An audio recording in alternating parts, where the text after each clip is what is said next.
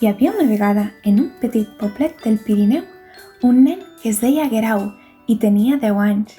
Aquell poblet es deia la Seu d'Urgell, a Catalunya. A l'altra punta del món, un nen de 10 anys vivia en una gran ciutat, a Durban, Sud-àfrica. Es deia Buzi.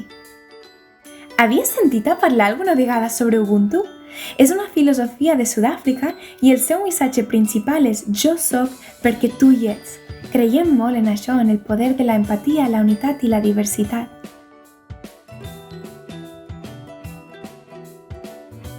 Uau!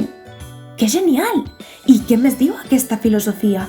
En vull aprendre més. Que vegis el teu reflex en les altres persones.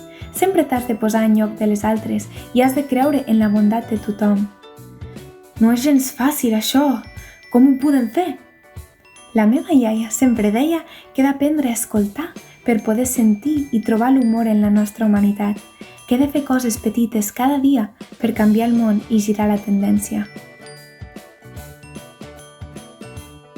Oh, doncs crec que això, a part d'aplicar-ho a les persones, també podem aplicar-ho a la natura, canviar el que passa ara quan no l'escoltem i no la tractem amb empatia i amor.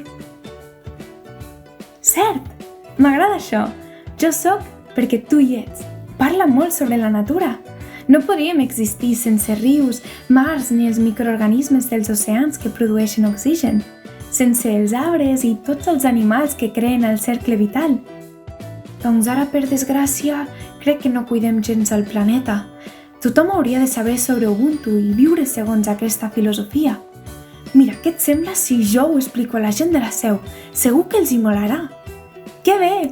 Fem córrer la veu! Ubuntu ens ajudarà a ser més conscients per seguir creixent amb unitat entre nosaltres i cuidant el planeta. I tu? Què fas? Què faràs? Pirineu, ets tu. Natura, ets tu.